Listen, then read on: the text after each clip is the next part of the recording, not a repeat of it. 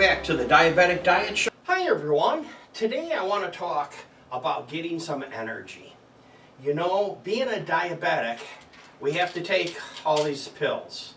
Have them all set here. We're all probably taking the same thing. Metformin, gloomy pride, taking something for our kidney, our livers, all that kind of stuff.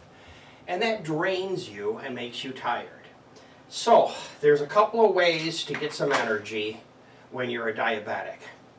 One of them is peanuts. So of course you should eat some peanuts. It's a protein, it's good for you. The other way is fruit. And I buy frozen fruit. My favorite is the strawberries and pineapple. And then I have blueberries, and I also use those in my pancakes. And then I have some blackberries. Now, you can have this in the morning for breakfast. You can have it during the day for lunch. You can have some in the afternoon when you get tired. But it's just good to have this, and this will give you some energy. So that's my quick tip for the day. Thanks for joining me. Goodbye for now.